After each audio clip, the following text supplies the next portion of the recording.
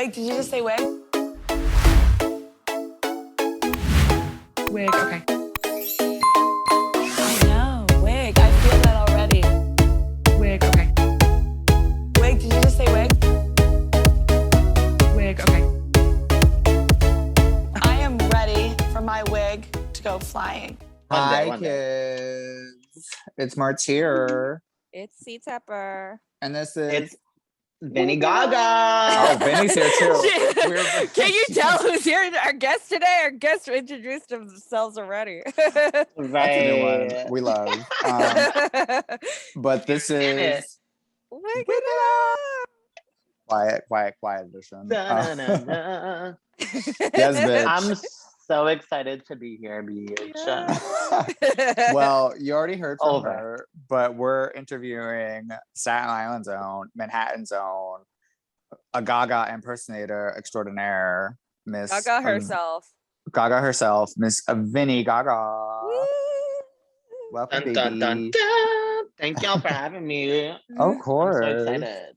I love to talk, so cut me off whenever. No. This is a podcast. This is the point. Yeah, no, the point is to hear from you, baby. So we want you to talk. Get us those views. Yes. Get us viral. Let's get a sponsor up in this bitch. Yes, please. Mama wants some money, as always.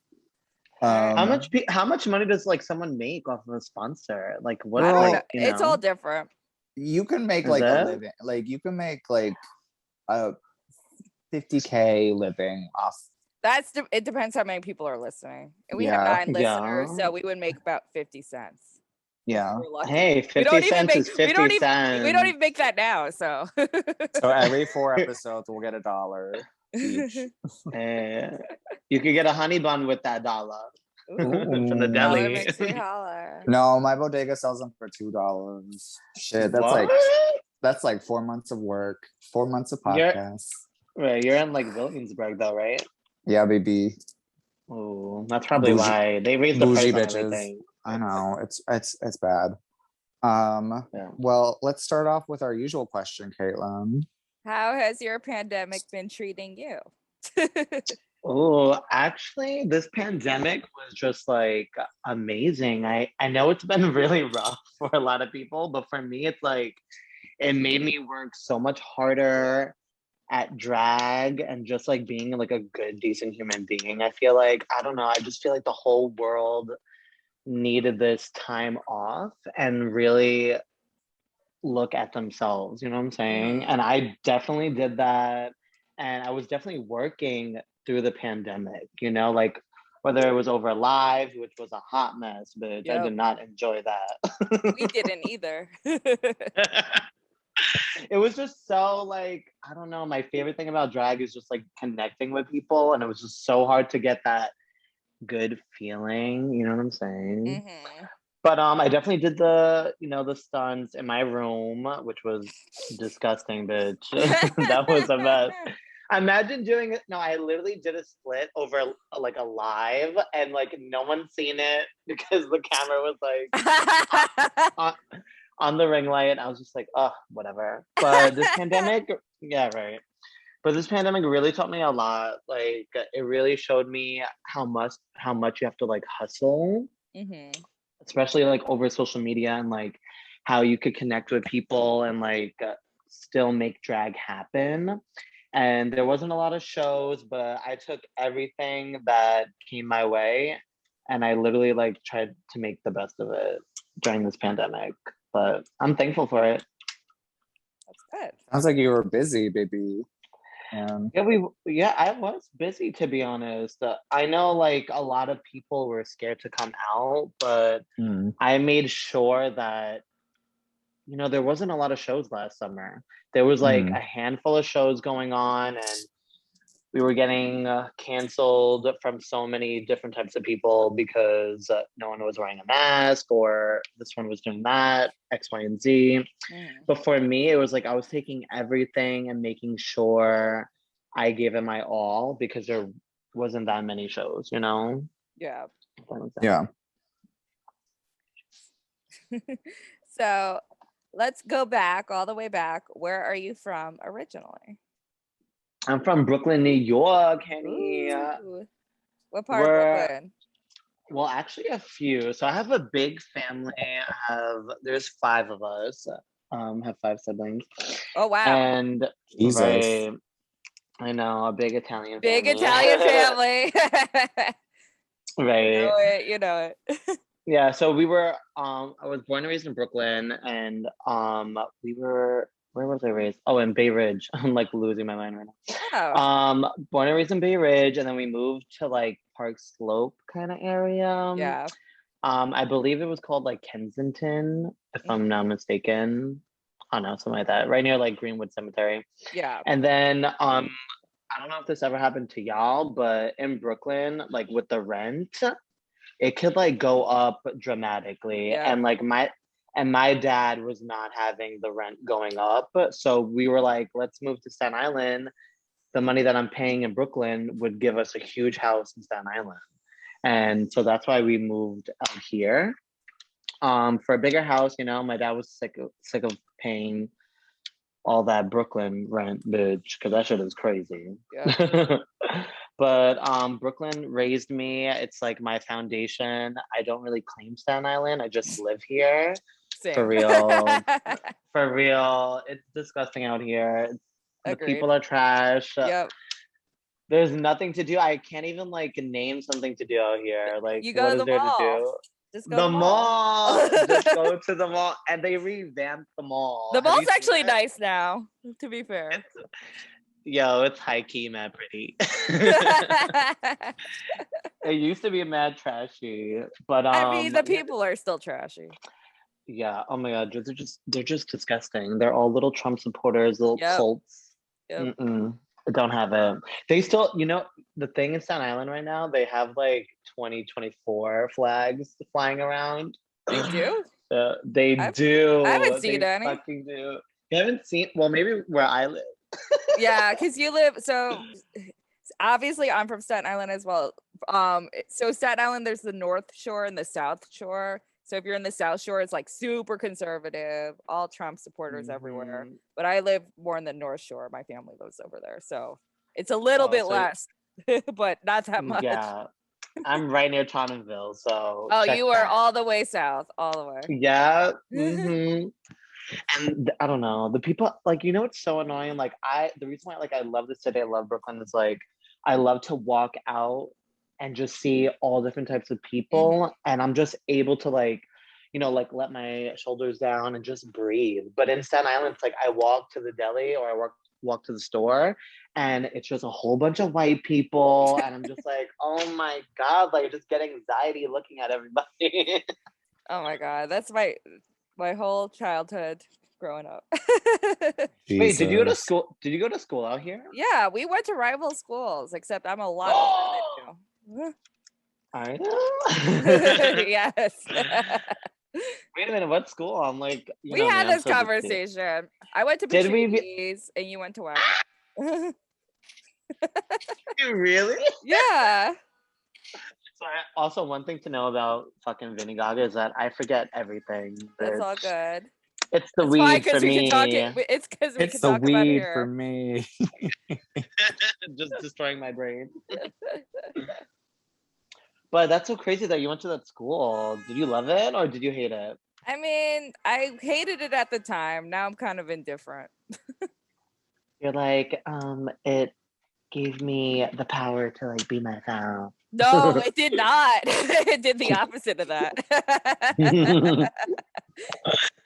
Wow. I mean, you know, Wagner was great.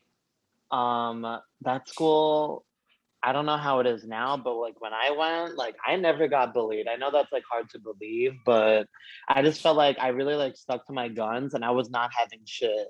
And I felt like it's the only way. You have to like own your shit. You have to be confident. And I felt like the straight guys, they were like low-key mad intimidated and they were scared because God forbid someone said faggot.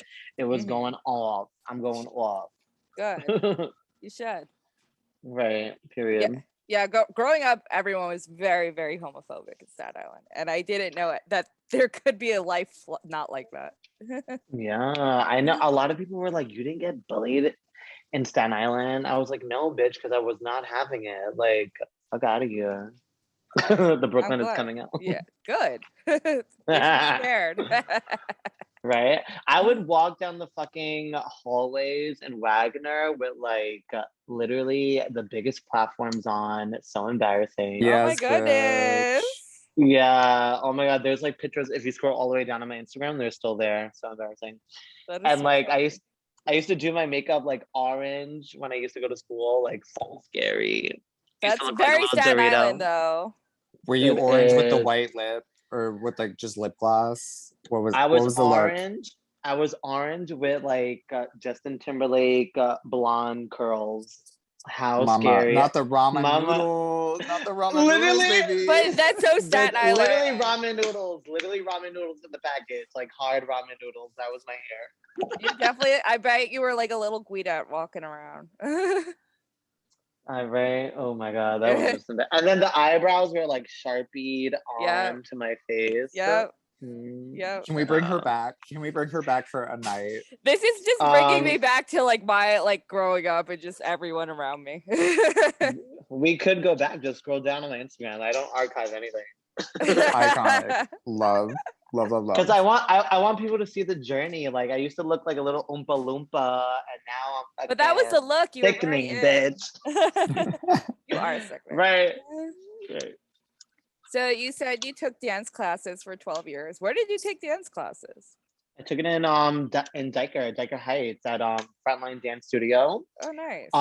Actually, my godmother, which is the best person in the whole entire world, she owns the whole entire studio, so I kind of got to go for free. That's amazing. And for people that are listening, like, you know, dance classes are not cheap at all. Nope. Literally. No. Like, I'm talking about if you did like tap, ballet, jazz, modern, and hip hop, you were definitely spending, well, your parents were definitely spending around $1,400 to $1,800 a month on dance. Yep. And that's not including costumes, shoes, tights, all the dance equipment and stuff. Yeah. So I was very lucky and very privileged to be able to have a godmother own a fucking studio, because that shit was not cheap at all. It really was not. Did you do competitions? Yeah, I was a competition kid. Oh, I feel girl. like, yeah, girl, I was Dance Mom's Abby Lee, honey. Yeah. Like, I did competitions a lot. Like, I would be in AC, I would be in Pennsylvania, I would be in Brooklyn, wherever there was like a big stage, there would be a competition we would go to. But competition really was like the reason why I fell in love with like dancing. It like gave me like a fire in my belly to just like, oh my god, like how can I fucking kill it? Like how can I like be different from all the other like male dancers at the competition? So for people that don't know, there's not a lot of boy dancers. There's never will be. There never will be. Nope. For real. So and if you're straight passing, you'll do very well in dance. Right. Very well. Right. You could actually have a career. Right. Literally. But I remember like doing these competitions, and there would be like maybe like 3 male dancers, and it's just like, how can I stand out and like be better than them if we all have the same like technique? You know, we all could probably lift our fucking foot up and do all the turns and pirouettes and all that stuff. But I was like, how can I make myself different? And in that moment, I felt like Vinny Gaga was born a little bit, because I would, if like, I don't know, I wish I had a video to show you guys, but like me at competition, it was giving very like Gaga having a seizure on stage kind of moment. Yes. Love to hear. Right. So, but yeah. Yeah. Oh yeah, sorry. No, go ahead. Oh no, I was just saying, like, you know, competition was like such a big part of my life, and it gave me that like drive that I have with drag today, you know. And dancing is the reason why I do drag, you know. I love to be on stage. I know how to perform, you know, like I had that under my belt. You know, like there's a lot of people that get into drag for so many different types of reasons, but you know, drag is performance art, and I was performing on stage since I was so little.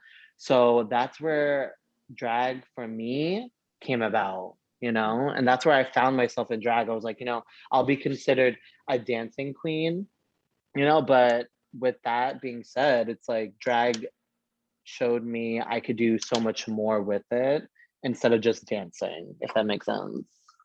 Yeah. Well, speaking of Gaga, because you said Gaga with the seizure. You're known as Vinny Gaga, obviously, but like, what inspired that decision and to become like a Gaga impersonator? Well, this is like funny because everyone's like where did you get your name and all that stuff? And I remember when I was 13, and this is like when Gaga was starting to get really popular, like around maybe like I want to say like the end of the Fame era is when I started becoming like a little monster per se, whatever. And I remember making a Facebook account around that time and making an Instagram at that time. That's when like all social media platforms started to get popular. And everyone knew of me. Like even like when I would go to like dance classes and stuff like that, everyone would be like, oh, Vinny Gaga, or like they had another nickname for me, or like Vin Gaga or something like that. And I was like, you know, that's going to be my Instagram handle when I was 13. So my Instagram handle was It's Vinny Gaga since I was 13. So always had that name. OG, bitch. OG. And I have receipts if people want to get technical. Okay. Ooh. Anyways, but no, I did have that name for a very long time. And then when I started like taking dance more seriously, I started getting really good at dance, right? And you know, you can't, okay, I don't know how to like describe it, but like you can't make a lot of money dancing, you know, like like it's hard to like make a career out of dancing, and it's also a very short career, even if it's a very short, yeah, exactly. And I just knew that, you know, I was a really good dancer, but I was like, this is just not like what I want to do with the rest of my life, you know? And I knew that drag was super cool, super fun thing to do. And I was like, how can I like incorporate learning dance for all these years and also being a drag queen? And it just came to me. I was just like, you know, I love Gaga. I was like, why not like mix the two together, you know?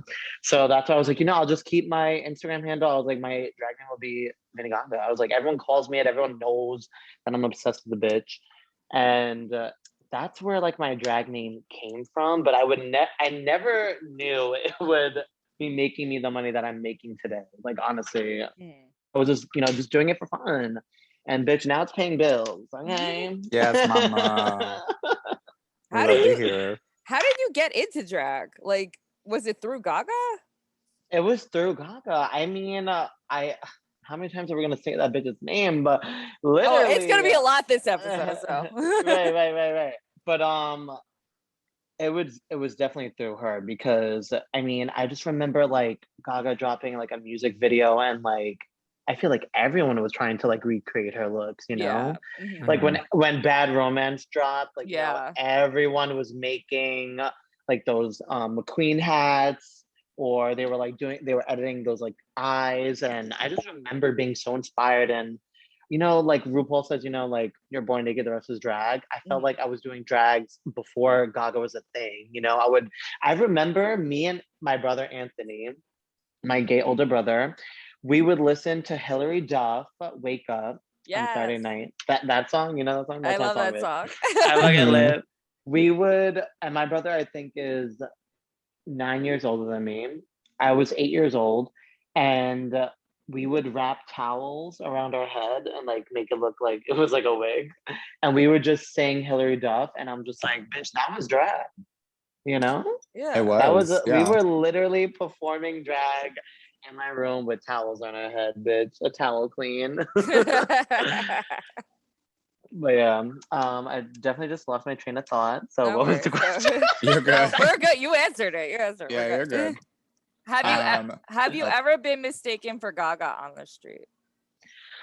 Well, actually, just recently I got booked for Queen's Yard, which is hosted by Shaquita Hall. At you know where the vessel is and all that stuff. I do. I work next to it. Yeah. Do you? Do you? Oh, you I'm see in it every Chelsea day. Market. Oh, you are right there. Yeah. So Shaquita does this thing where she'll have like someone impersonate a celebrity and like walk into this like freaking 5-star restaurant, and the whole illusion is supposed to be like, oh, a celebrity's really here, and it's like, oh my god, I'm eating with like so and so. Like, how cool is this? And then that person gets up and performs a number. So just recently for Pride weekend, oh my god, Shaquita asked me like a few days before. She was like, can you do Gaga and come in and like do a performance? And I was like, yeah, that sounds easy, you know, like regular. And she was like, no, like I need like a big hat. I need you to have a posse. I need you to wear the big shoes. Like they need to believe it's Gaga. I was like, oh, you want like Gaga walking down the street, like getting stopped by paparazzi and her fans?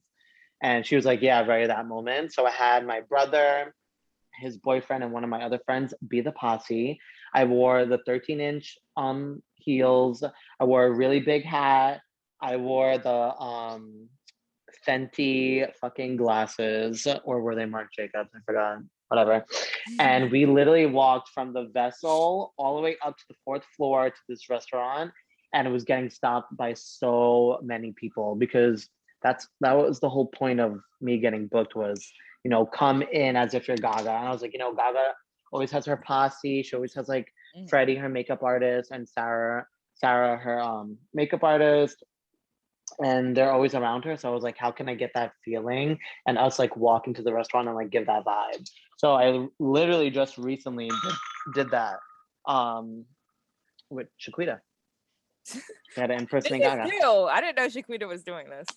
But I saw the videos of this. Yeah, no, that's cute. I did just post a video, but I didn't know Shaquita was doing it either. To be honest, supposed to be like new. she's very, yeah, it's supposed to be new. She's very low key about that, but it's Voss event, so you know that paycheck was very, very, very, very nice, honey. Yes, mama, get your bills paid, baby. Right, but it was a really great experience because I usually get booked to, you know, perform or host something. I never get booked to actually like arrive as Gaga, you know, like the whole part of the booking was, you know, you need to arrive and have that everyone look at you. That was the whole point of me coming. And it went really well. And that was really cool to get booked for something like that. I really enjoyed it. The video is cool as hell. Right. That's so cool. It was really fun. I loved it. It was hot that day though, bitch. I was over it. It was like 90 degrees. Oof. Yeah. Pride weekend was just an easy bake oven. Preach. So going from Gaga back to your first performance that was apparently on a yacht. What can you tell us about that? Oh my god. I had to tell you that because I feel like that's a really cool little fun fact to know is that my first drag performance was on a yacht. Like that's literally like LOL, bitch. Like who the fuck do I think I am? But no, I got booked by Hot Rabbit. Hot Rabbit was the people that booked me. They were like, we want you to perform for our Pride yacht. It's gonna go around Manhattan, and they were like, can you do a number? And I was like, oh my god, of course. What the hell? And it was like my first booking too. I think it was like $100. And I was like, absolutely. And $100 like doing drag, I thought that was like $1 million. So I was no, for real, I really thought that was so cool. So I was like, oh my god, a yacht. So when I heard the word yacht, I was like thinking it was just gonna be a regular boat, but it was an actual yacht. Like this yacht had 5 floors. I kid you not. It had a whole ass bar, whole dancing floor. It was like crazy, bitch. Oh my god. But that was my first gig, and I just can't even believe that was my first gig. Because usually, like, I feel like a drag queen's first gig is like, you know, one of those things that you like volunteer for. You know what I'm saying? Yeah. But it was really cool to just like do an event on a fucking boat, and bitch, I have the video up on Instagram if you want to look. I look disgusting, like very like. Oh my god, I don't even know why. Like what? It was very orange makeup too. Like you saw my mustache. Did not know how to color lock. It was and it was also like downpouring that day, so it was very humid, and I just I looked like a sweaty gremlin. And looking back at it, like, oh my god, so disgusting. But hey, I got that check, Henny, on a fucking yacht. Like, what's the WERRRK. But also my brother, he's a dancer, he also did the performance with me. Cause I was like, I can't put I was like, I can't perform on a yacht without having a backup dancer. Hello. Oh. So he was there and we turned the party. Yeah. I think I did a mix. I did I think I went into Applause and Born This Way, I think. Yeah, I think it was those two songs that I did. But it was really fun. So many people came out and it was just a good first performance. It didn't look good, but it felt good. I mean, that's usually how it goes. Yeah. And with that, I think we should take our first little break, and we'll get back into talking to Vinny about all things drag, competitions that you've lost and that you should have won.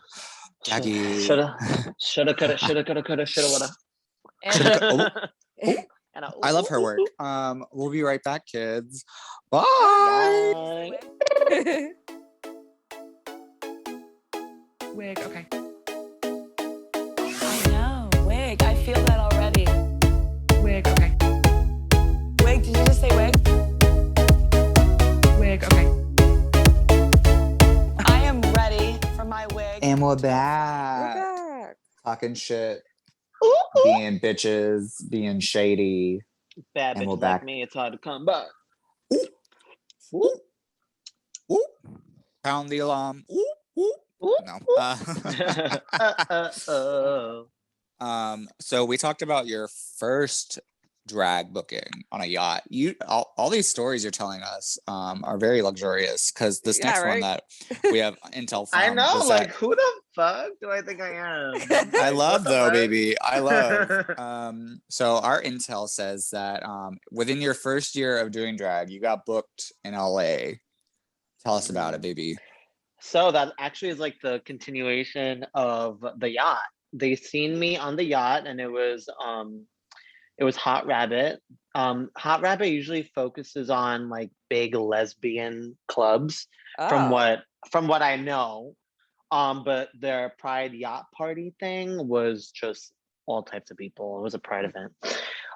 So they seen me on the yacht, and everyone like went bananas. Because I remember like rehearsing a lot. It was a lot of dancing. You know, in the beginning of like my drag career, I was more focused on making sure there was choreography for every single lyric of the song. But now when I do a big show like that, it's not focused on choreography anymore. It's more focused on like, you know, gags and the look and what I want to give. Yeah. But anyways, so I did the yacht performance, and then like I want to say maybe like 3 months later, Hot Rabbit hit me up again, and they wanted us to perform in LA at the Abbey. I forgot where they booked me. Maybe I don't. That was my first time being in LA, so all the gay clubs I'm not really familiar with. Okay. But it was. Have you guys ever been to LA? I used to live there. You used to live there? Yeah. Gag. All right, so I'm just gonna grab the clip. To you. Yeah, like I probably know which one it is. It's like very like chapel vibe. Oh, it's probably like... the chapel. Oh, is it? Maybe. It's literally so there's the Abbey, which is like the biggest one in WeHo, and then right next to it, which is still owned by the people who own the Abbey, is the chapel. So you're probably just at the chapel. I should have performed Electric Chapel then. Yeah, you should have. Right. So yeah, they took care of me. And we flew out there. I have me and my brother have friends out there. My friend Hosa, who's the owner and creative director of Hologram City. He's really great. He let us stay with him. I mean, yeah, he let us stay with him. Yeah. And I just performed with Hot Rabbit again, and it was just so much fun to be able to like get a gig across the country and not be like I was like a nobody, and I was just like, bitch, I'm like getting flown out to like perform. Like, what is this? But I was kind of shocked, but I took it very professionally, and I made sure that like if I was going to go out there, I was going to give them a long set. So I gave them like an 8-minute set instead of like a one number thing. But it was like very high energy. Like I had 2 backup dancers. It was like, damn bitch. Yeah. But you know, I mean, if they're fucking paying me to go across the country, you got to give them something to gag on. That makes sense. I mean, LA has pretty low standards, so you don't have to do too much. Right? I heard. She was representing New York. New York. They don't know what to do when New Yorkers come in town. That's all I can say. And also, it was a really cool experience because my best friend Kim, they went to school out there, so I got to meet up with them and like just have a really good time. Aww. So it was really good. So you met Kim. You met Kim before. I know who Kim is. Yeah. So go from LA, jumping ahead.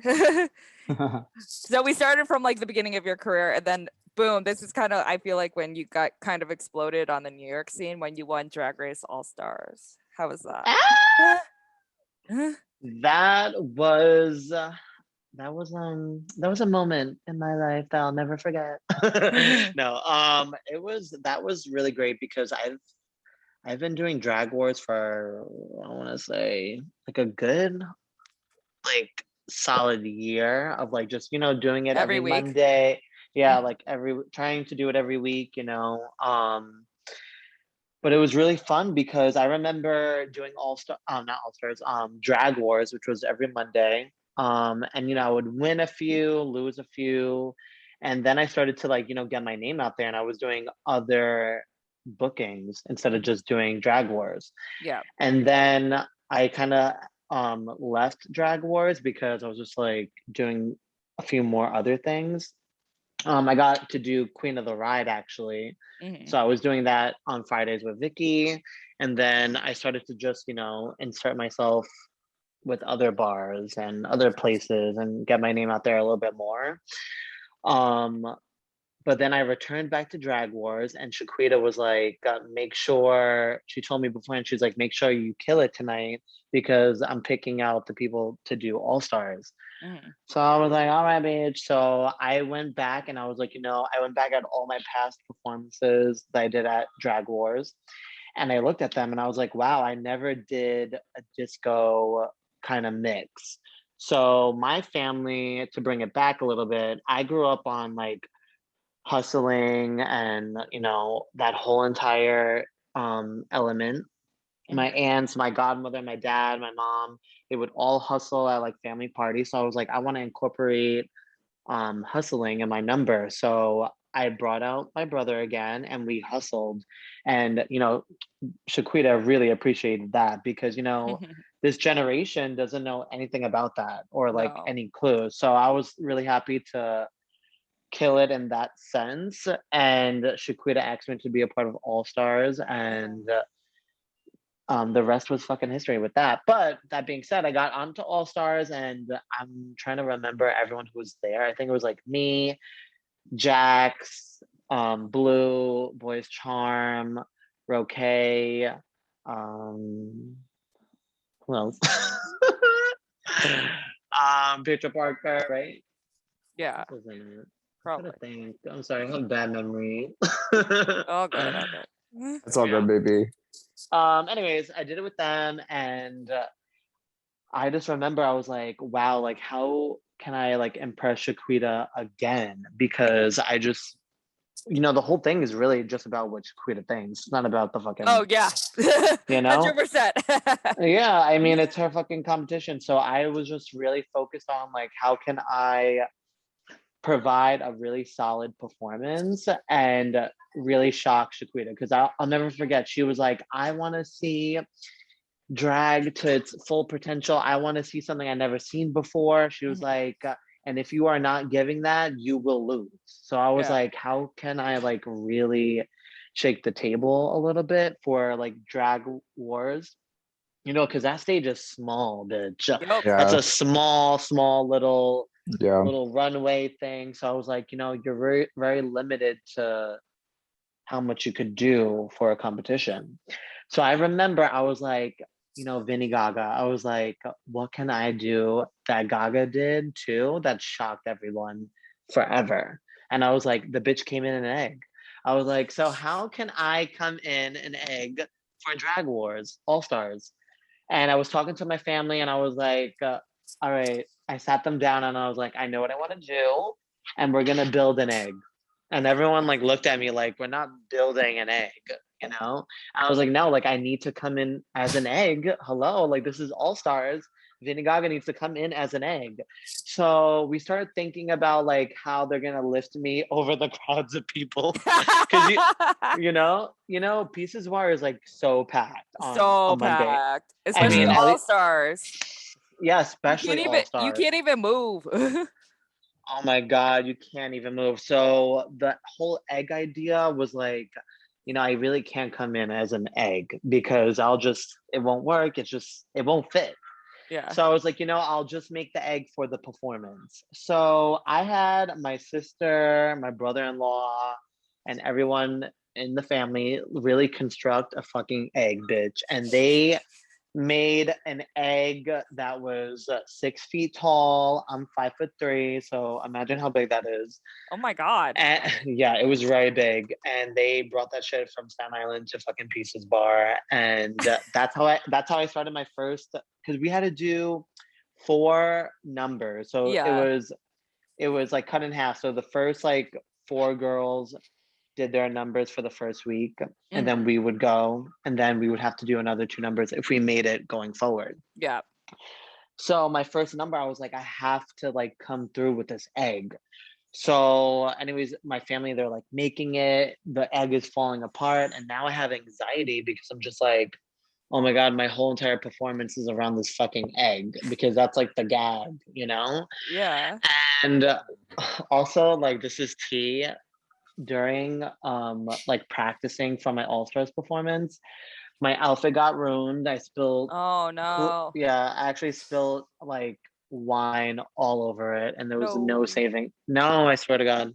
So the outfit that I was gonna wear was like white and silver, and it was just disgusting. There was no way I could get it remade in time. Yeah. So I had to like go to Etsy and like buy a full ass outfit on there, because there was no way it was gonna come in time.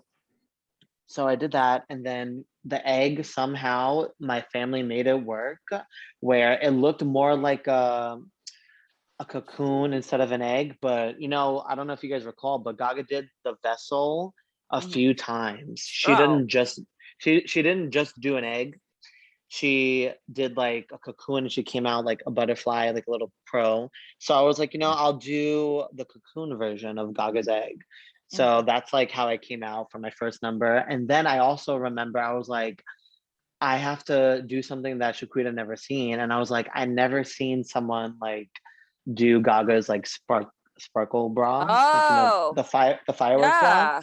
So I started to like make like the cone bra, and I was like, how can I make it shoot like fireworks and stuff? And I was like, oh, this is gonna be risky, because I don't want to set anything on fire. Yeah. You know? But I was like, you know, fuck it. If things catch on fire, they'll put it out, and that would be iconic.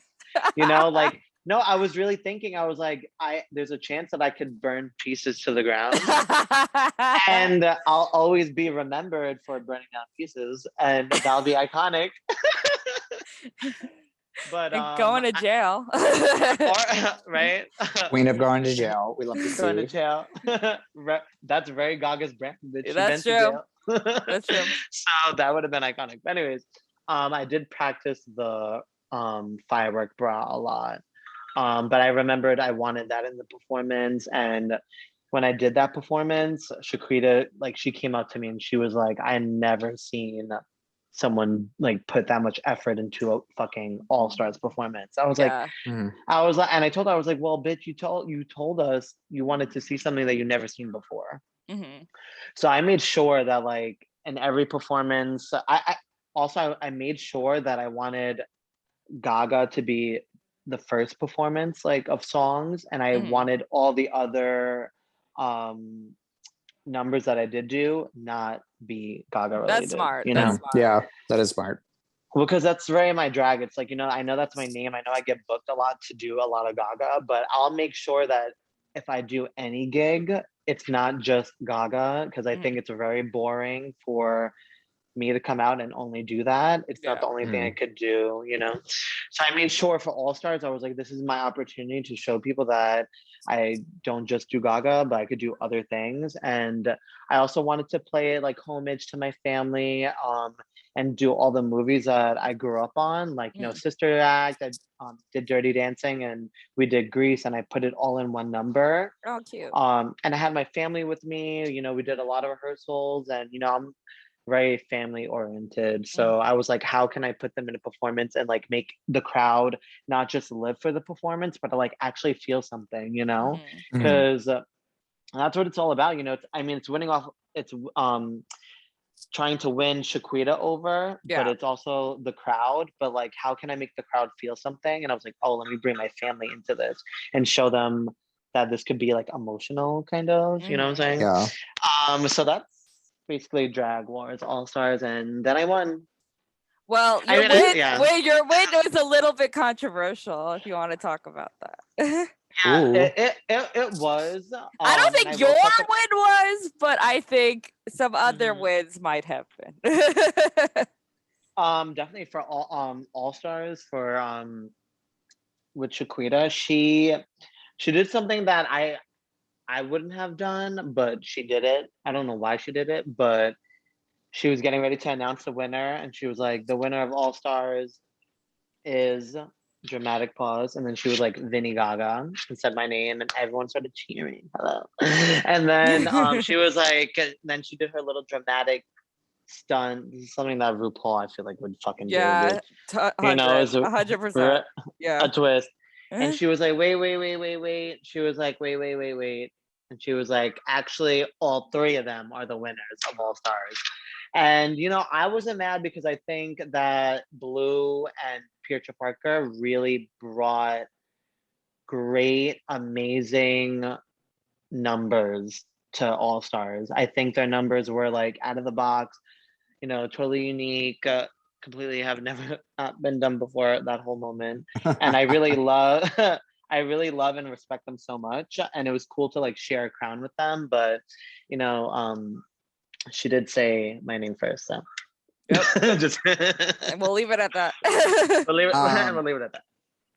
But from All Stars and Drag Wars, you became like really good friends with the first Drag Wars All Stars winner, Vicky DeVille, correct? Yes.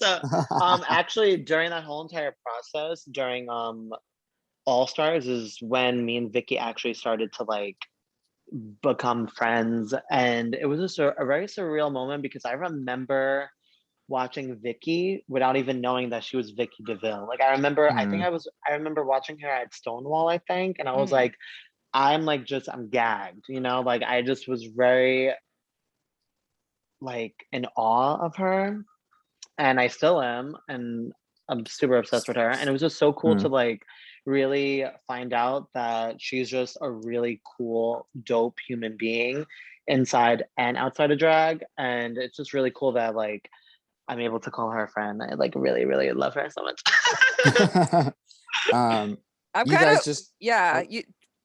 You could say it. You guys just did the arts market at $3 bill.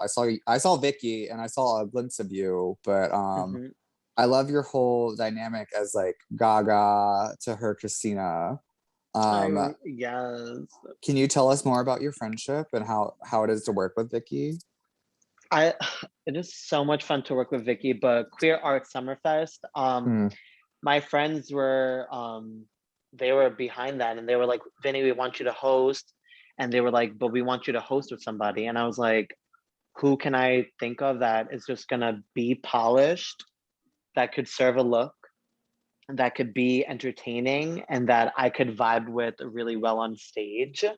And I was like, absolutely have to ask Vicky to do it. So we asked Vicky and she said absolutely. And the reason why she was my first pick is because I know for me, when I'm up there hosting any party, with someone else, I need to be able to have chemistry with them. And that's why like I love Bootsy LaFerris's, that's why me and her work so well together, because I could feed off of Bootsy and Bootsy could feed off of me. And like once that is there, once you're volleying and once you're like playing tennis with each other up on stage, it just works and everyone really appreciates a good bond. So I was like, of course I need to have Vicky do it with me.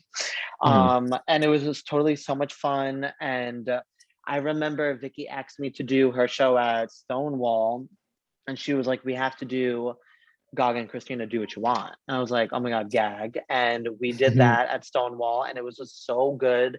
I remember posting it, and I remember actually Bianca Del Rio, she commented underneath that video of me and Vicky, and she was like, this is everything. And I was like, bitch, if Bianca's saying it, that's how you know it was a fucking good performance, bitch.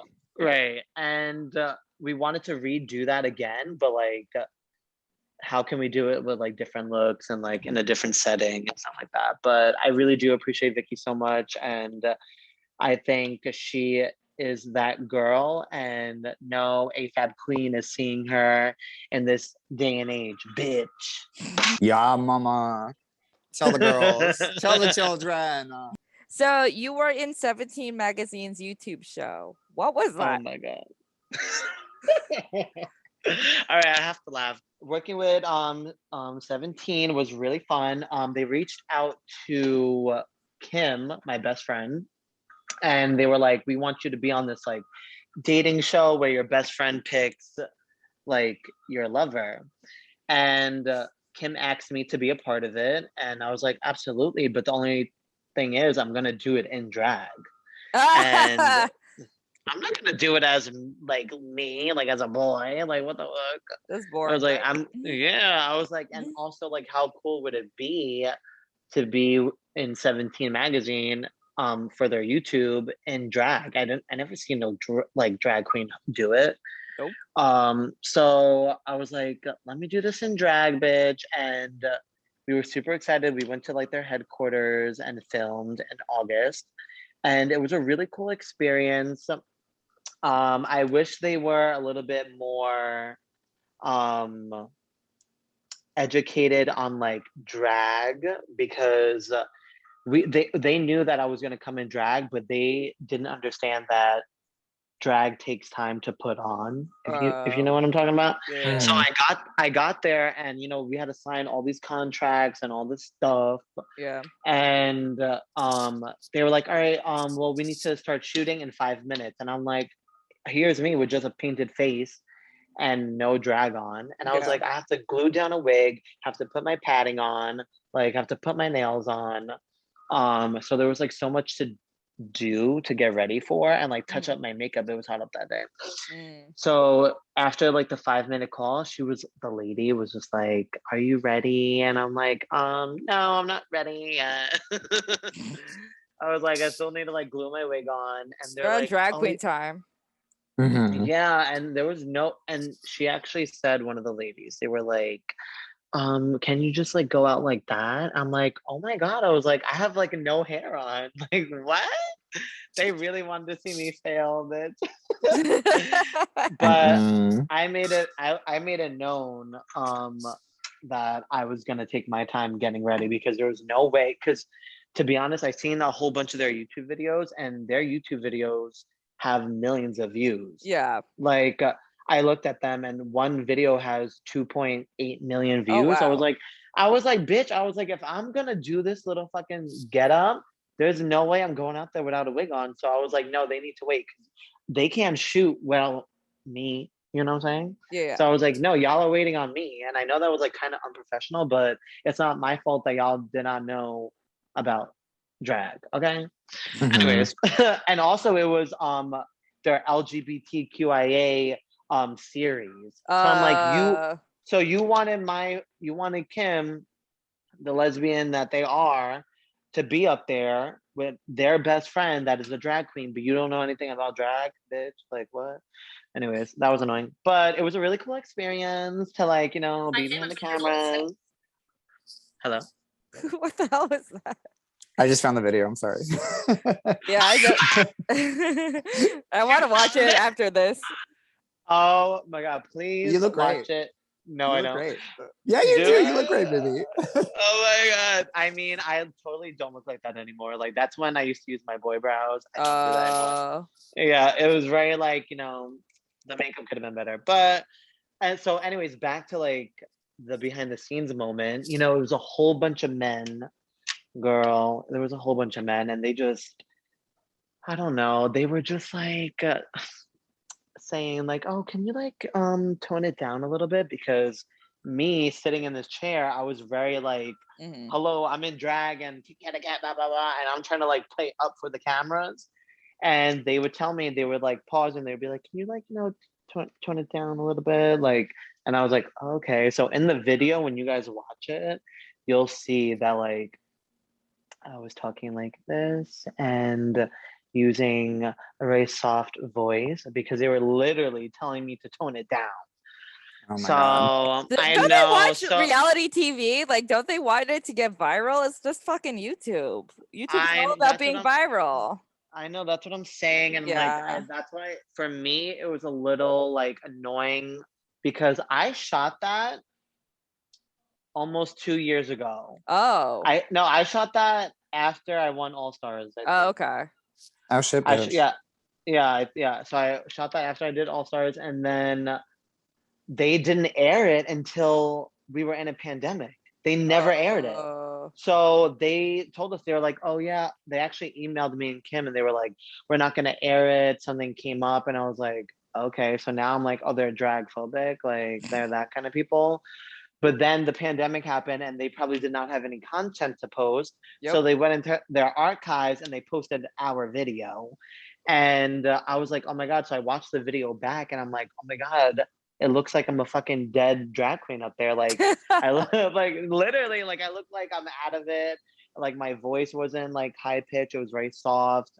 And it was because there was a whole bunch of men behind the cameras and they were like, can you tone it down? Can you tone it down? Can you tone it down? I'm like, bitch, y'all are the ones having an LGBTQIA fucking series and you want me to tone it down? I was like, oh, over it, bitch. But anyways, we did it go viral? It didn't go. I don't know how many views does it have. Do you have the 400,000? That's a lot. 400. Yeah, 400. Yeah, no, I know. Bitch, but it was a very cool experience. I did get a lot of teenage girls follow me. Good. They had a big ad on Snapchat where actually it was gag because Jeffree Star made a video, right? And in his video, he was swiping. I have to get it. He was swiping through his Snapchat, and it was just me and Kim, like as like one of those ads on Snapchat. I was like, this is mad funny. We're in Jeffree Star's fucking story. It was just weird. It was an experience. Like for me, I take anything that comes my way. You know, I like to do everything. You know, it's all about getting your name out there. It's all about hustling and stuff. So I did not say no to it. I wanted to do it. You know, I know that was great exposure, like 400,000 views. Like that's amazing. I was thinking it was going to hit 1 million and, you know. Maybe it will after this episode. Right. But now looking back at it, like me and Kim, we both like kind of regret it a little just because it was just like, they did not know, like, they just, I don't know. They just did not know. They did not get it. They did not get it. Yeah. You know? But anyways, whatever. I take everything with a grain of salt. Yep. So our last question before we take another break is talking about read your lips, read my lips. Hey, and you were the runner-up. I was the runner-up, honey. Well, before we even get into tea, I just want to say that Nikki Oda and what's his name? Blake are one of the sweetest people ever. Like I love them to death. I think they're superstars and I really love Nikki so much. I think no one's really doing what Nicki's doing right now. I think she's just really incredible. And they are the people to do that event. And they asked me to be a part of it. They DM'd me and I was like, I would love to do a Gaga competition. Like, hello. I feel like that's right up my so alley. you did Read My Lips is like it's a lip syncing competition. And I guess you did a Gaga one. When was this? Pre-pandemic? Pre-pandemic? Was this the first one? I think this was the first one, right? I think this was their first Read My Lips. Oh, wow. Okay. Yeah. I believe so. Maybe they had another one, but I believe this was their first big one. I know they did like a Gaga and a Britney one, and now they're doing a Do a Peep. And they did Madonna, because I went to that one. Did they do Madonna? Okay. Yeah, Vicky was in that one. Yeah, should have won. She should have won. Agreed.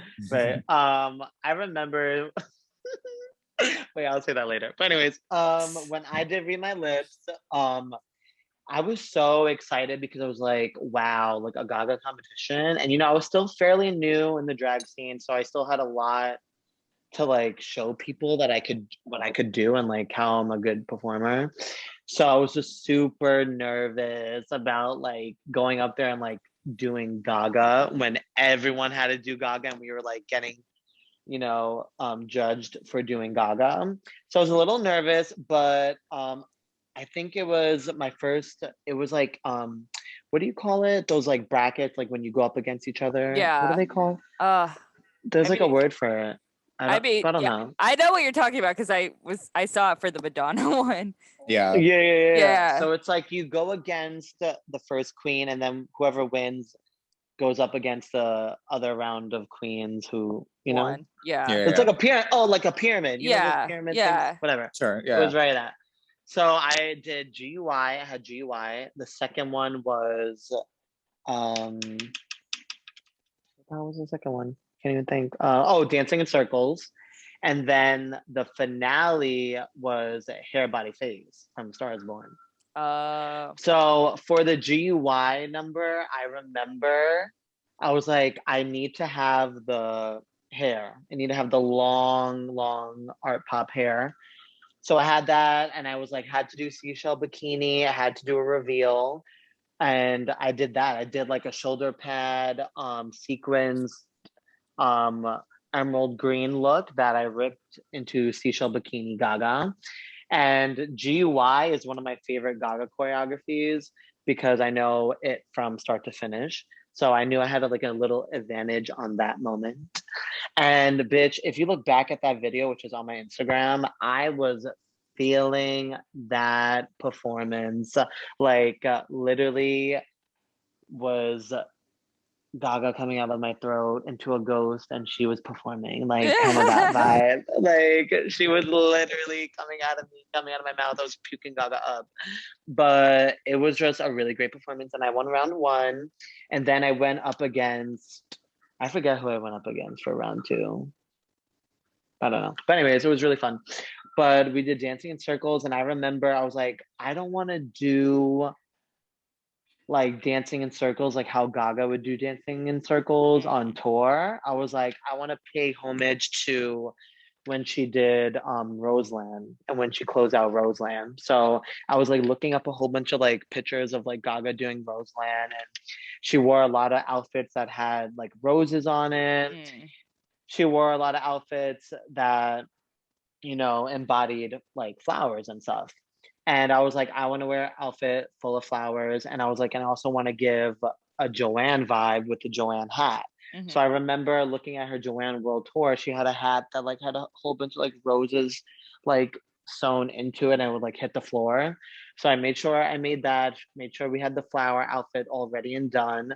And I was just like, I need a disco stick. So I had like a big like ball that like lit up. That was the disco stick. And I remember popping it with my shoes and just like giving it like very Gaga. And the one thing that like I felt like gave me an advantage from like a lot of other people that was performing was when you see Gaga perform, she literally gives a performance her all, like, and you could tell that she's like in her performance, and you could see like she's feeling it, you know. So I was like, you could, I don't know how to explain it, I hope I'm explaining it right, but there's like, you could perform drag, right? But there's a difference from when you see a drag performer feel their performance. You know what I'm saying? Yeah. So I was really making sure that when I stepped on stage to do the Gaga competition, that I was feeling it, and also like feeling it as if I was like Gaga herself. So kind of like method acting kind of vibes. So I was like really embodying her and trying to like the mannerisms to a T. Like I was trying to give all of Gaga, you know? Because a lot of drag queens took it as, how can I do Gaga my way, you know? Like in my drag, like, you know, and I appreciate that because there was no rules being set, you know? It wasn't like a pageant where it's like, oh, we need talent, we need gowns and, you know, a whole bunch of stuff. It wasn't like that. It was like, you're just versing to a Gaga song. So is it like, oh, am I impersonating Gaga the best? Or do I have the best Gaga outfit? Or am I doing just a Gaga song to my own idea of what drag is? You know, so there's a lot of, you know, ideas thrown around. But how I took it was, who could be the best Gaga? You know, like that's how I took it. So I was like making sure that every round that I won, I was giving it like a Gaga performance, from whether it was mannerisms, whether it was from outfits that she passed for or is going to wear in the future, or, you know, I just wanted to make sure it was Gaga the house down boots, you know. And then came the finale, and I have to say, for the finale, we were told that it could have been hair, body, face. Why'd you do that? Or I'll Never Love Again. And for me, I was like, all right, the whole entire set list of all the Gaga numbers are all high energy. So I was like, there's no way in hell that they're not going to pick I'll Never Love Again. So me, I bought a fucking $400 gown. Mama. Bitch, I bought a fucking $400 gown thinking that we were going to do I'll Never Love Again. And it was hair, body, face. Oh, girl. Yeah, so I was like, oh my God, I have to freaking perform in this $400 gown. But bitch, let me tell you something. I came out as Allie winning the Grammy in A Star Is Born. I came out with her hair color. I came out the gown, and I was like, it kind of was very like Gaga in some aspect, because it's like, I won every round, and then I finally come out as the most recent Gaga, which was Allie, you know? Yeah. Because that's when A Star Is Born came out. Oh, okay. So it was like, no one came out as Allie. I was like, did everyone not do their homework, bitch? This is a Gaga competition, you know? But it was really cool because it was Jax, and oh, fucking West Dakota, bitch. Oh, West Hello. Dakota. Okay. There we go. Sorry, I was just blinking. It was West Dakota, me, and Jax all on one stage. And bitch, let me tell you something. My gown was huge. And Jax is known for doing her fucking little stunts and flipping like a little squirrel. So I was like, oh my God. I was like, I don't know what I'm going to do because, you know, hair, body, face is so upbeat and I'm in a gown. So I really just tried and give it my all and give the emotion in hair, body, face. Because if you actually listen to the lyrics of Hair, Body, Face, the lyrics are like kind of emotional a little bit if you really dive into it. And I was just really trying to serve that. And, you know, they pinned it down to two queens. So it was me and West Dakota at the right end. And how they calculated the win was from their phone. And I remember them holding their phone, and it was like this app to like determine which applause was louder. And so they were holding up their phone to see like which applause was louder. And no tea, no shade, bitch, but I think the applause for me was much more different from West Dakota's. But, you know, I have to give it up for West Dakota actually taking home the title because she's famous. She's well known over in New York City from everyone. She just has a really big following, and Yeah. I know that did play a part in her winning, was her big following. And like I said before, I was not very known in Brooklyn like that. So I knew that like that's one of the reasons why. It was because I was like a new queen, you know, Yeah. if that makes sense. Yeah. And yeah, I won that competition. I'm just kidding. We know who really won. That's all that matters. Right. The But, audience, because they got a good show. That's true. Yeah, actually. yeah. But like I said, like no tea, no shade. I think everyone really was amazing at them all doing Gaga. And I think West Dakota and Jax, they just really hit it out of the park with just doing Gaga, and it was just a really great competition. And I loved it. I really did. I did not feel, you know, like me not winning. I know you would think like, oh my God, you must have been heartbroken. I really wasn't. I had the best time, you know, with all the girls. And I think I killed it. I think everyone else killed it. And that's what it's all about. At the end of the day, it's just drag. It's not the end of the world, you know? and with that, I think we should take another break. Yeah. Mom, it's still hot out, bitch. I need more water. Okay. Yes, hydrate that. Yes, Hydrate lubricate. that Lubricate, mama. We'll be right back, kids. Bye. Wig, okay.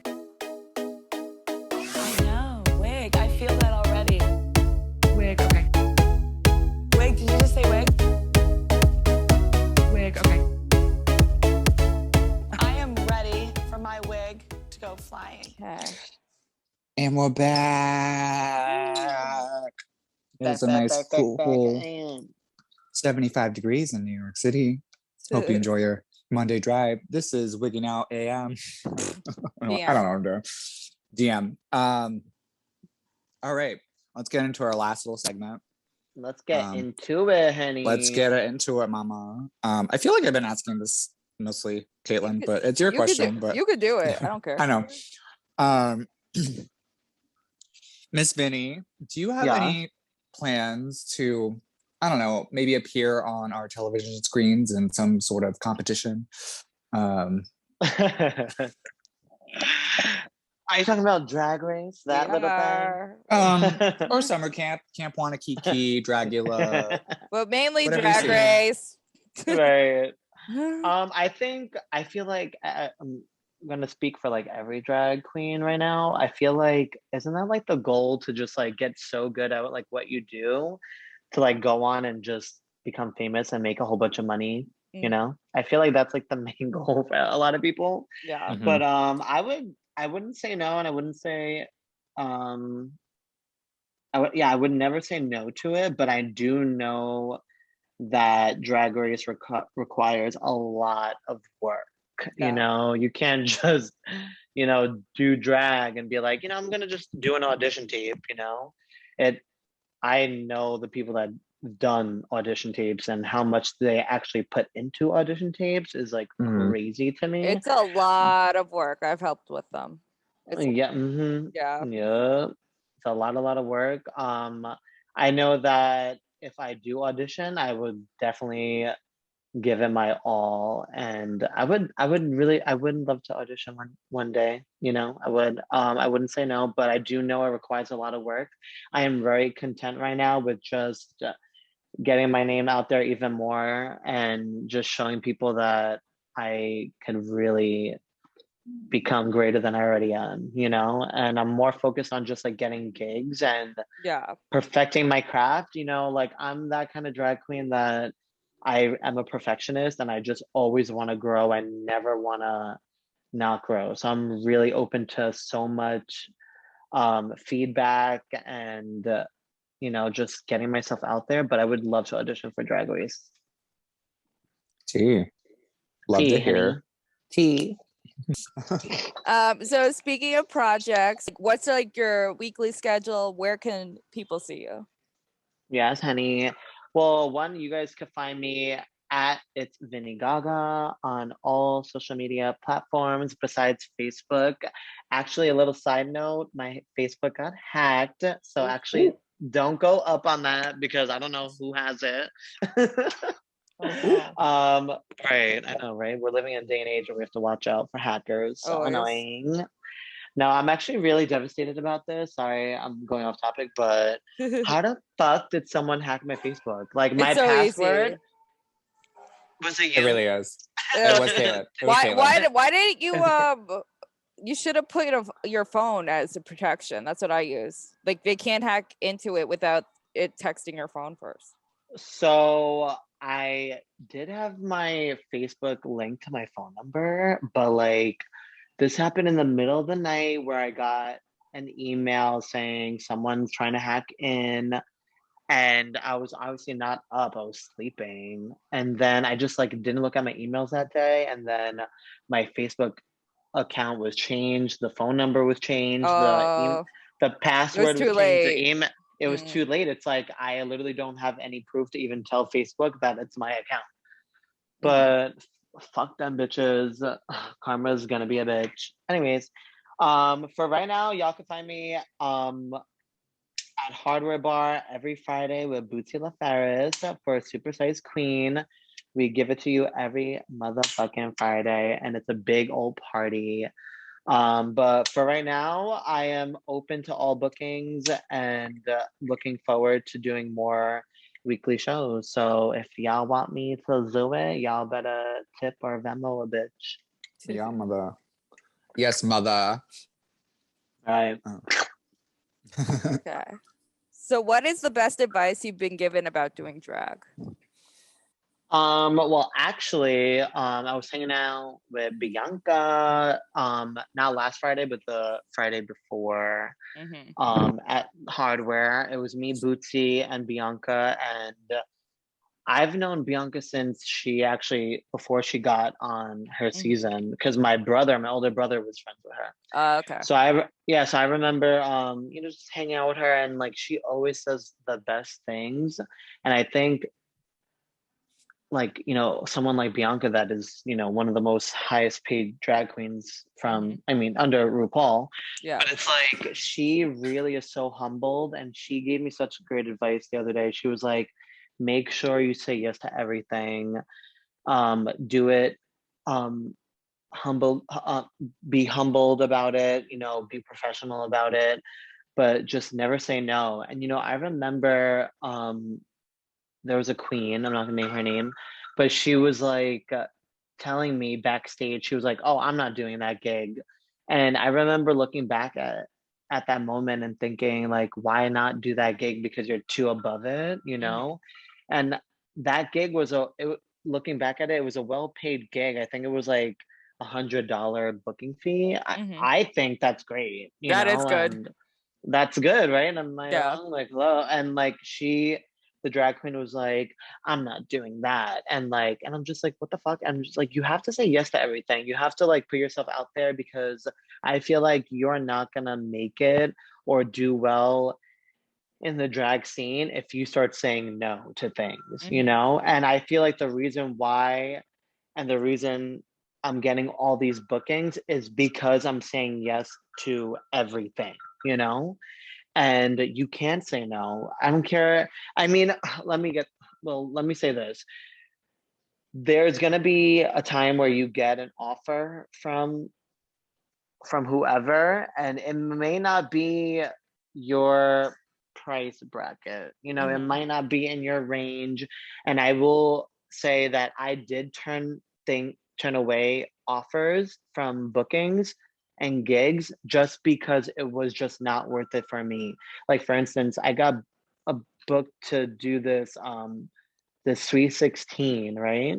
They wanted me to host for a whole hour at the Sweet 16 in Staten Island, by the way. Yeah, of course. And they wanted to pay me $35. And I was just like, so you want me to take a $30 Uber to get paid for $35 to host a Sweet 16? I was like, it just doesn't make sense. And also, they clearly did not understand like drag at all, because they need to know that, like, you want me to host? Like, do you guys not know what like hosting means? Like, I'm gonna have to like turn looks and like make sure everyone's having a good time and all that shenanigans. I'm just like, for $35, and the fact that none of them are gonna be able to tip, like who's gonna come to a Yeah. Sweet 16 With and give Figgles. dollar bills, you know? Like, Nobody. so it's like the booking fee needs to be there. So I knew me turning it down was not a bad thing because I was gonna do it, but it was just, it turns out that the booking fee was $35. I was like, girl, what? But you know, they're very, I don't know, it was very straight people vibes, and clearly, you know, they did not know like what, like. But anyways, say yes to everything. And I feel like when Bianca told me that, I was like, oh my god, that is just the best advice, because you should take everything as long as it's, you know, great for your drag, good for your appearance and for like your brand. I think taking everything is great, especially when you're first starting off. But also, I feel like if I had to give advice to somebody, it would be professional about it. There's so many drag queens that I worked in the past where I literally wanted to like take my eyeballs and ears out of my fucking head, because it was just so annoying to work with people that are not professional. At the end of the day, you know, drag is fun and drag is amazing, but a lot of us do this because, you know, it's our income, you know, and we do this because we love it. We do it because we need to put food on the table, you know. So when I see a lot of queens that not take getting gigs seriously, it kind of like makes me like tweak, like, oh my god, like, girl, like, this is a privilege to get bookings. Don't act a fool, be professional about it, because you want to get booked again, you know. And that's why I have such a good relationship with like Shaquita, because every time she does book me, I'm professional about it. I always come on time. I make sure I give a full look or multiple looks for that one booking, and you need to do that. You know, you want to show people that you're there to do your job and to get the job done. Yep. Period. T. If that makes sense, right? You know? Yeah. Yeah. Okay. Is it my turn? Yeah. That's my turn. Oh, my favorite question. Ms. Vinny. Miss Vinny, can you tell us a tantalizing story from nightlife, from drag? Something that shocked you, something that left you gagged, something crazy that's happened that you've witnessed. Please tell us. God, where do I begin, honestly? Ooh. I mean, girl, like, being a drag queen, you see some crazy shit go down. It's true. You really do. You see it all. I mean, I'm just gonna say something from that just came to me in the top of my head. But I remember spending around like $280 on this corset.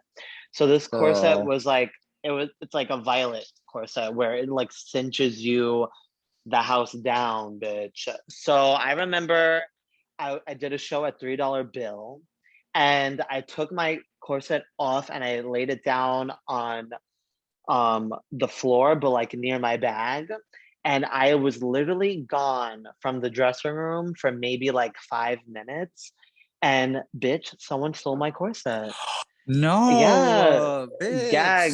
No, literally. And I was super annoyed because at that time, this was like maybe, I don't know, this was before the pandemic.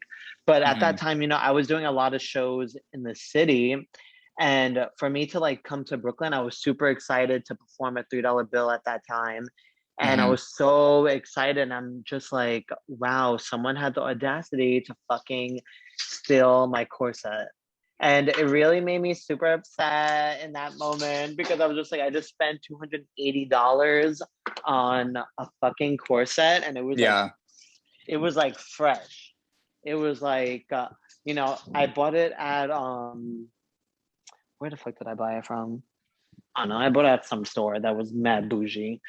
And I was just like, I'm so ready to have this like figure in drag now. And now it's like just gone. And like, you know, $280 is a lot of money. So for someone stealing that corset, fuck them. I hope they get hit by a bus. But also, they are definitely looking snatched that they stole my corset. Do you think it had to be another queen, right? You think? I mean, 1,000% it was another queen, but I just don't know who. And also, in that same night, I wore a long, like, blonde wig, and I remember taking that off too. And I was drunk that night, but I know that someone stole the wig too. I did not like leave it somewhere. Someone stole the wig and my corset in the same night. It was just the corset was stolen first, and then the wig was stolen. I was like, girl, I was just like, this is not okay. Like, where's everything going? That's shitty. I'm so sorry that happened, babe. I know. It does happen a lot, actually. It's not the first thing that got stolen from me. It's just like, for me, I would never steal anything because one, I know these queens work fucking hard. Yeah. And I just believe in karma. And I feel like if I ever stole something from someone, that it would like bite me in the butt. But it does happen often, believe it or not.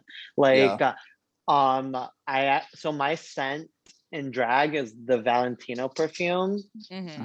The bitch, I don't know what it's called, but anyways, I use that scent and I love that scent. And this was like 2 months ago, maybe. I recently just bought a new one and I left it. This was also at $3 bill too, believe it or not. Love $3 bill to death, but it's just like every time I go there, something gets stolen, and my Valentino perfume got stolen that night too. It was so annoying. That sucks. I don't know, I don't know who it is because you know where the dressing room is in $3 bill, right? Yeah, I don't like that dressing room. It's not. Right? It's a weird situation. Yeah, it's just like anyone could walk in. Yeah, and people do walk in. But the thing was, this Saturday, which made it really great, was we had so many people working the event that we had people there to make sure no one would come in and take our stuff. You know what I'm saying? Yeah. Because you don't Oh, that's so smart, finally. Right. Yeah. Come on, protection. Come on, we stand protection. Right. In all forms. So that is a crazy thing that happened in drag, but there's so much more. I want to give you a juicier one. Besides a fucking crazy one like that. I mean, that one works for me. It's a good discussion. Because like I've had I don't think I've had anything major stolen, like a corset or a wig, but I have had money stolen, like tips stolen. That happens a lot. At Bushwick, Reefy got $300 stolen. What? Yeah. Oh, we know who did it. Oh, bitch. Text me later. Because I want to know. It's not someone anyone would know, but we know who it was. Gag. Wow. Yeah. Gag. I never got money stolen before, but I did get items that I spent a lot of money on stolen. Yeah, just it's a little problem in the community. I don't know, because I feel like I'm very protective of my stuff. Like I'll carry my bag around. Last night, I was very stupidly carrying around like multiple hundreds of dollars in my bag. I was like, oh, I shouldn't have brought that. But and luckily it's still there. So like, God bless. But yeah, I'm very protective of my bag. But like, I don't know, there's like a part of the sisterhood where you're like, you don't fuck with other girls' shit. Yeah. Like, yeah. And I don't understand it. It's like, I am just so, and I'm also one of those queens that are like, I am so helpful backstage. Like I'll help you do anything with my fucking acrylic nails on. But I just don't understand the stealing. And it happens a lot. It doesn't just happen. It happens a lot. And I'm just like, oh my God, please don't. I never want to be in a situation where I see someone stealing from my drag luggage, because I don't know what I would do. Like, I don't know. I think I would. I was gonna say, if I have to go in someone's luggage, I'm like, I check with her like 20 times. I'm like, are you okay? I need to grab something. Like I am not getting accused of this. Yeah, no, honestly though. All right, our last question. Wait, I actually have something. I have something that popped in my head. Go for it. Do it. Okay, wait. Should I, Shannon? That means you should. Right? Well, actually, I don't. Let me not. I don't want to bring anything up. Alright. But it was. Okay. But I will tell you guys. You could just edit it out. But basically, like one of our friends that started to go around New York City.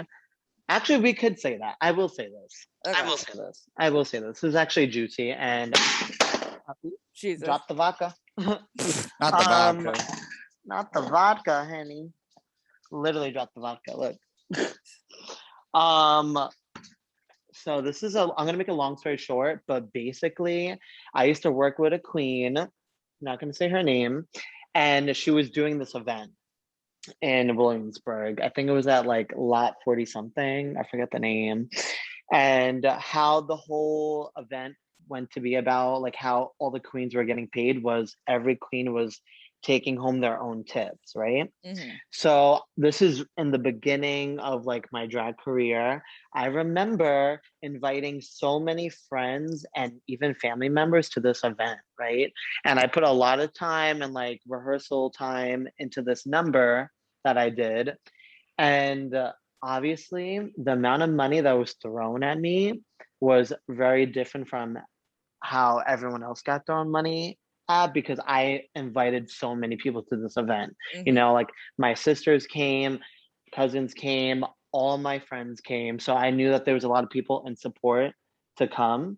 So I knew that I was going to get tipped the house down because they were there and they come out. So I remember when all my tips got collected from my performance, at the end of the night, I got back $50 from my tips. And I was like, there is no way in hell. What? There was no, I know this sounds like greedy, but there was no way in hell that I invited 50 plus people that are really close to me and only get tipped $50. There was no way in hell.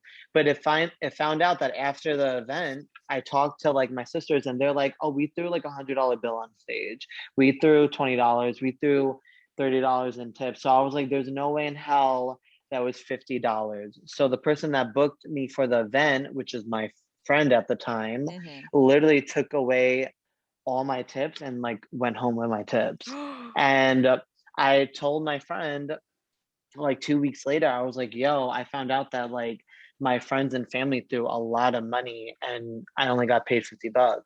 My friend was like, oh my God, I'm so sorry. Maybe it got mixed up. And I was like, all right, whatever. And then he was like, I'll just send you the money. The money was never sent to me.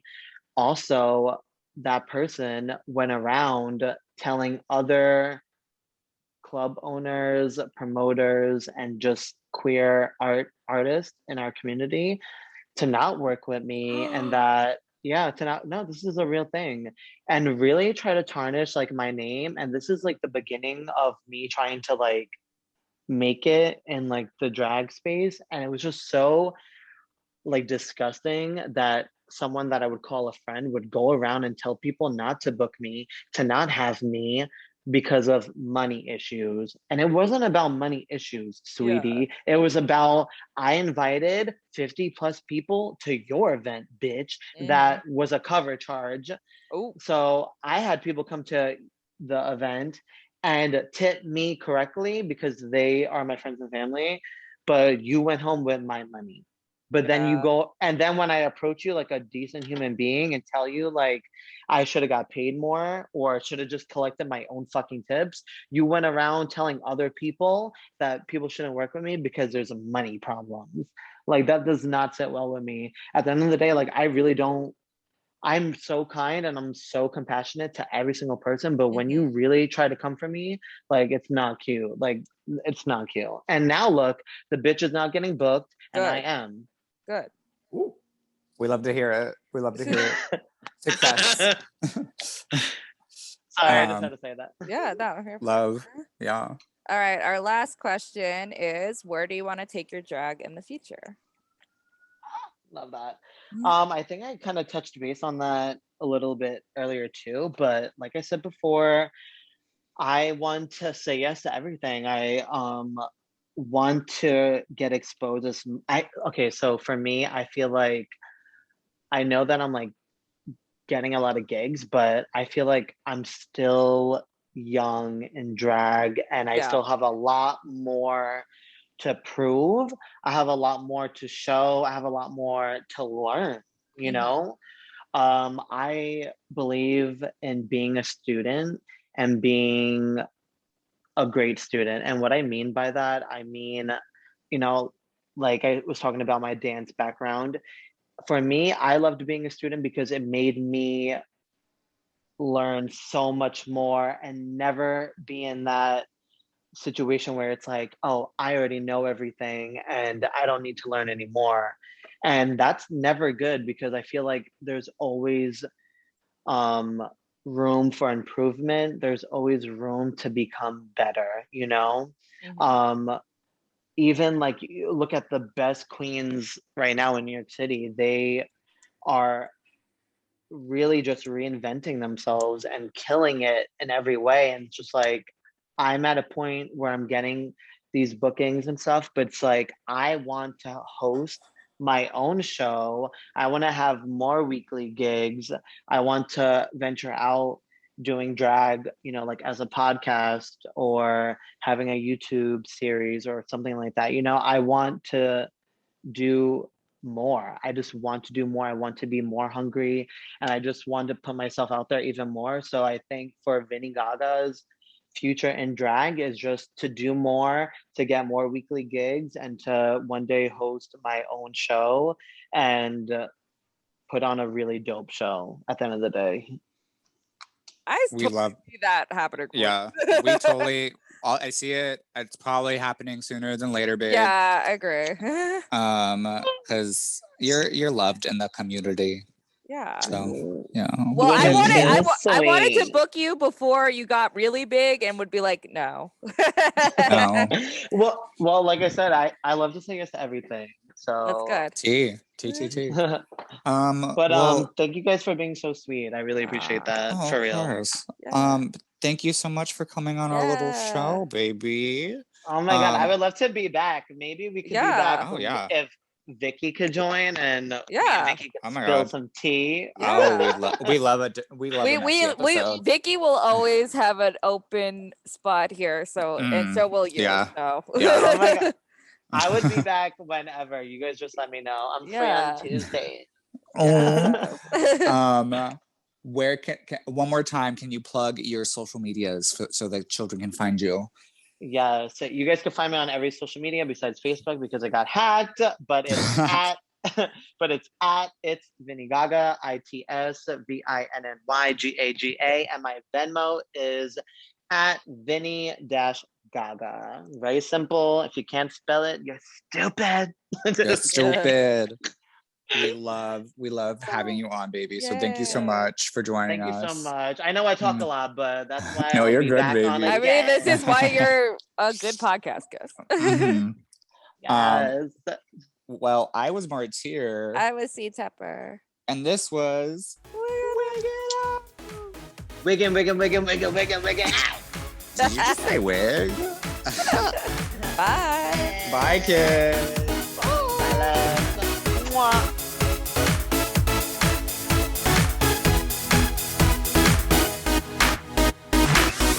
I'm C.Tepper. You can follow me on Instagram at CTEPPER and read my book, The State of Drag, where I interviewed 175 drag queens from around the world. All proceeds go to charity on Amazon.com. Ooh, I love that. You can follow me on Instagram, Twitter, and Facebook at Drag the Martyr. And if you have any thoughts, comments, dick pics, send them to dragthemartyr@gmail.com. Listen, rate, and review us on Apple Podcasts, Spotify, SoundCloud, Google Play, and Pandora. And catch up with past episodes on WERRRK.com. That's WERRRK.com. Artwork for Wigging Out was provided by Glitter Baby Online. That's Glitter Baby Online. Thank you.